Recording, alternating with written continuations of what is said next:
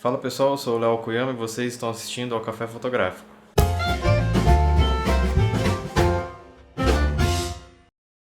No vídeo de hoje eu vou falar um pouquinho sobre alguns mitos e algumas verdades e fazer algumas considerações que eu acho relevantes aí na fotografia. Algumas coisas que o pessoal costuma perguntar ou algumas coisas que o pessoal costuma afirmar e, enfim, qual a minha posição a respeito delas, o que eu concordo, não concordo. Então, lembrando que é a minha opinião e não a verdade absoluta que eu vou estar falando aqui pra vocês, beleza? Acho que não precisa falar que eu cortei o cabelo, né? Acho que vocês deram uma percebida aí. Dá até pra ver mais o fundo lá atrás. Vamos começar já polemizando essa bagaça. Uma das coisas que a gente ouve muito por aí é: full frame é melhor que cropada. Só que você falar só que full frame é melhor que cropada é uma expressão meio noob, digamos assim. É meio, né? Pera lá, como assim? Melhor em quê? Melhor pra quê? No vídeo da apresentação técnica, onde eu mostrei o equipamento que eu uso e tal, eu deixei o link lá para um vídeo do Vernaglia. Ele explica bem direitinho, de forma bem didática, assim, as diferenças, as vantagens e desvantagens de cada uma. Então eu não vou fazer um vídeo explicando essas diferenças aqui, até porque eu não ia explicar melhor que ele ou que outros vídeos que tem por aí explicando. Eu posso deixar o link aqui de novo pro vídeo dele, que é um vídeo que eu gosto muito, que eu sempre recomendo para quem quer entender um pouquinho melhor essa diferença de full frame e cropada. Mas a princípio é isso, a full frame não é melhor que a cropada, ela é melhor em alguns aspectos, ela tem alguns pontos positivos, ela tem algumas vantagens sobre a cropada, sim, lógico, mas dependendo do que você vai fazer com a câmera, qual vai ser o tipo de trabalho que você vai realizar, de repente compensa até você ter uma cropada e não uma full frame. Seja pelo próprio fator de corte, ou seja pela diferença de profundidade de campo que você consegue com uma ou com outra. Se você vai trabalhar sempre com muita luz ou com pouca luz, tem gente que só faz trabalhos com luz de sobra, né? Então, questão de ter que usar ISO alto já não vai fazer diferença, porque a pessoa nunca praticamente vai usar ISO alto. Como outras pessoas constantemente usam ISO alto, então uma full frame com certeza faria uma grande diferença, mas enfim, só o que é complicado é generalizar e falar que full frame é melhor que cropada e ponto final, acabou. A maioria das pessoas, principalmente que está começando, nem entende direito as diferenças de uma para outra, essa pira que o povo tem de achar full frame extremamente superior a uma cropada, sem dar todos os motivos, explicar todas as diferenças, acaba deixando o pessoal meio confuso, às vezes, sem entender direito, achando que ele necessariamente tem que gastar um puta dinheiro a mais para comprar uma full frame, que ele tem que ter uma full frame para trabalhar direito, para ser um profissional, ou que a full frame vai deixar as fotos do cara melhor. Você pode gastar uma grana muito maior para comprar uma full frame e se decepcionar porque as suas fotos não vão ficar melhores só porque você comprou uma full frame. Outra coisa que muita gente fala e muita gente pensa é: quanto mais clara a lente, melhor. Lente clara é tudo de bom e lente clara é a melhor coisa que tem. É outra coisa que é muito relativa e depende de para que você vai usar. Por exemplo, se você vai utilizar a lente para fazer fotografia de produto ou alguma outra coisa que você vai usar aberturas menores, que diferença faz você ter uma lente 2.8, 1.8, 1.4, 1.2 se você vai sempre utilizar a abertura menor? É lógico que se você compra a lente pela qualidade ótica dela, pela nitidez, enfim, por outros aspectos, ótimo, beleza.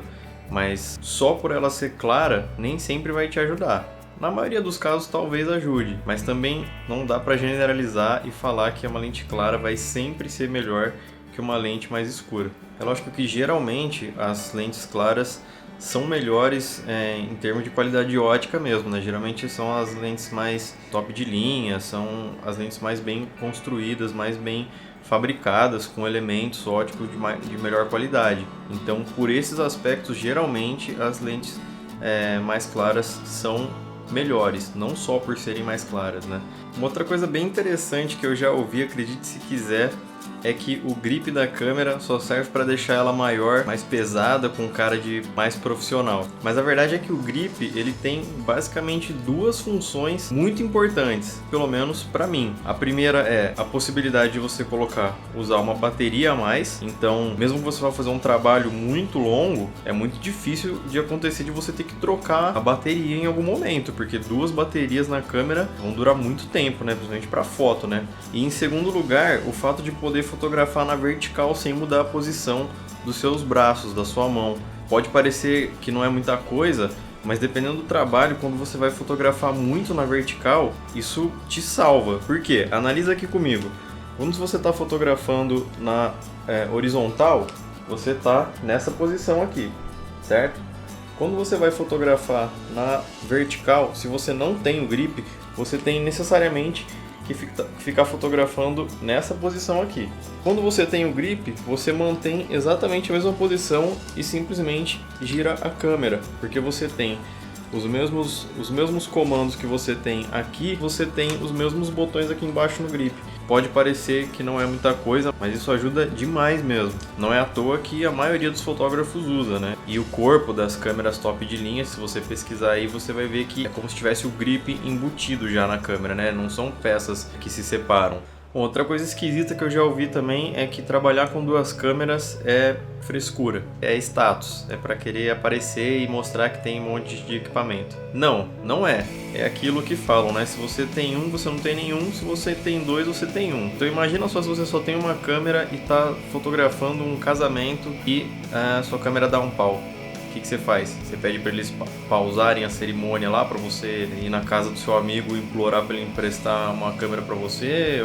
E aí, como é que faz? Outra coisa é que dependendo do trabalho que você está fazendo, você tem que trocar de lente o tempo inteiro e você não pode se dar o luxo de ficar perdendo tempo trocando de lente, por exemplo, no fotojornalismo ou mesmo em casamento. Então, você tendo duas câmeras, você consegue trabalhar com duas lentes diferentes e alternar entre elas muito rápido. Então, mesmo que você trabalhe na maior parte do tempo usando uma câmera só, você vai ter sempre uma câmera de backup. Qualquer problema que acontecer, você tem uma outra câmera lá.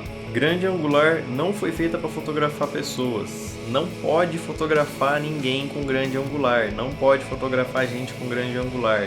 Não pode. É proibido e é errado e não pode. Mentira. É claro que se você estiver fazendo retratos mais formais, mais tradicionais, tem aquela coisa de você tentar usar uma lente com uma distância focal de 50mm para cima, né? Pela questão da distorção que a grande angular causa. Mas em inúmeras situações você pode usar uma grande angular para fotografar pessoas. Eu já trabalhei fotografando balada também. Vai lá com uma 50mm tentar fotografar a galera. Você vai ter que pedir para o pessoal sair lá fora da balada, atravessar a rua, juntar todo mundo, apertar e espremer para você fazer a foto. Então não tem como. Se você tiver uma grande angular, você com certeza vai usar a sua grande angular. Em casamento também, muitos fotógrafos usam às vezes para fazer umas fotos mais descontraídas, diferentes. Até em ensaios você pode usar uma grande angular para fazer alguma coisa diferente, uma foto ou outra pelo menos. É lógico que você tem que ter uma certa noção de como usar ela para você também não deixar a pessoa parecendo um ET, né? Toda torta, né? Toda deformada na foto. Mas sim, você pode usar uma grande angular sim para fotografar pessoas. Só tem que ter noção, né, de como usar. Uma coisa que muita gente também não sabe é que as câmeras têm um contador de disparos, né? Para quem já está na área, isso é uma coisa óbvia, né? Mas tem gente que não sabe como que funciona. Mas é como se fosse um carro. Quando você vai comprar um carro usado, ou você vai vender um carro usado, uma das primeiras coisas que se analisa é a quilometragem dele, né? Quanto que ele já rodou. Com as câmeras é mais ou menos a mesma coisa. Elas contabilizam o número de cliques que você já fez nela.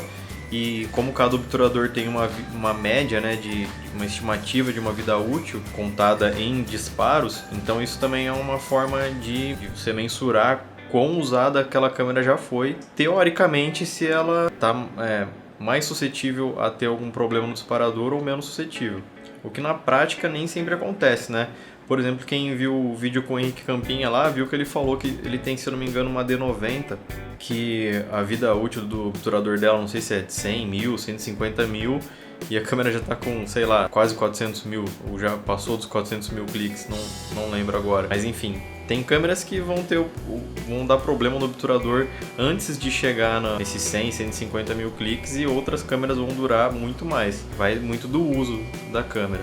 Mas não deixa de ser também uma forma de avaliar uma câmera usada, por exemplo, para comprar, para saber quão usada ela já foi. Que fotógrafo que nunca ouviu aquela linda expressão? Ah, com essa câmera até eu. É mais ou menos aquilo que eu comentei quando estava falando sobre a full frame lá, né?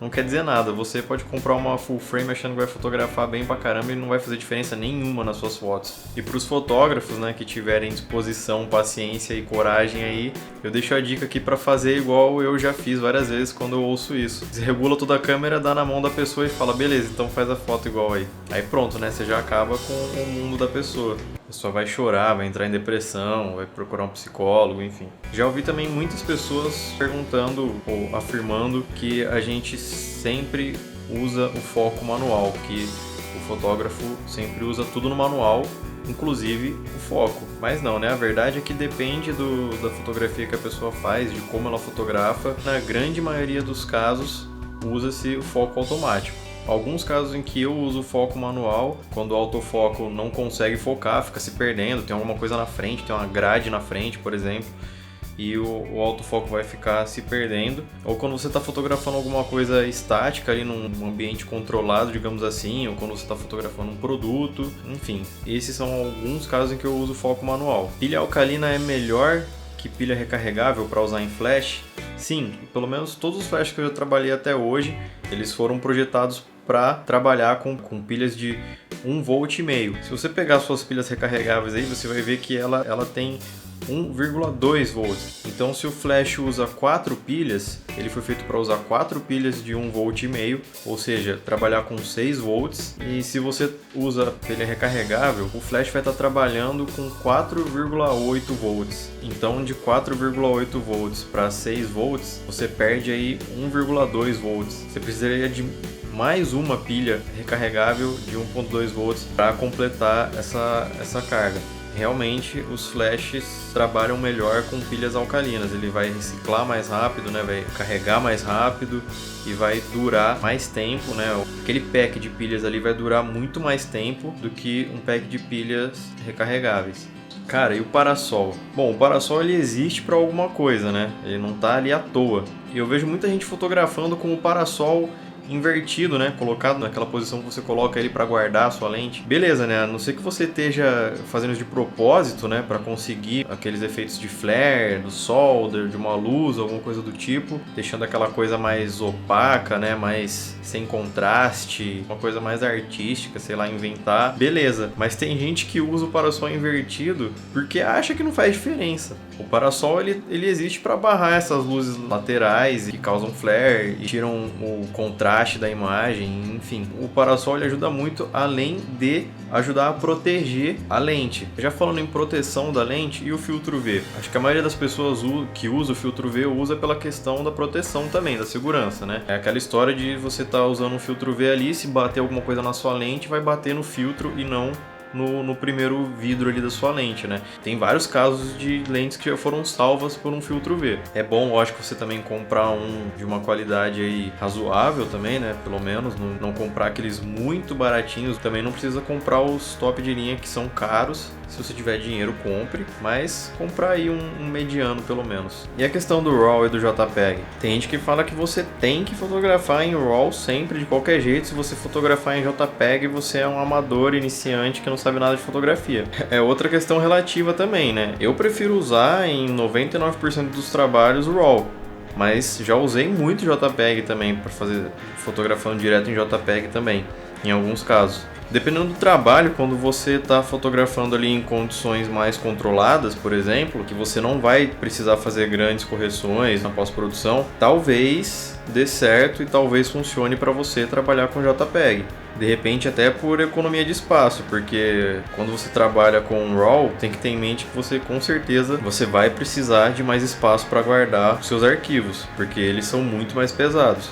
Bom, pessoal, então é isso. Essas são algumas coisas que eu achei interessante passar para vocês. Se você não concorda com algumas das coisas que eu falei aqui, tudo bem, é só a minha opinião. Se você achar interessante, deixa a sua opinião aí nos comentários. O que você concorda, o que você discorda, se tem algum outro assunto que eu não falei aqui que você acha bacana comentar, alguma outra coisa que as pessoas falam muito, que você concorda ou não concorda, deixe aí nos comentários também sugestões para os próximos vídeos aí. Se você gostou, dá uma moral aí, clica no joinha, compartilha com os seus amigos para ajudar o Café Fotográfico a crescer, se inscreve no canal para ficar por dentro dos próximos vídeos. E é isso aí, obrigado por ter assistido e até a próxima.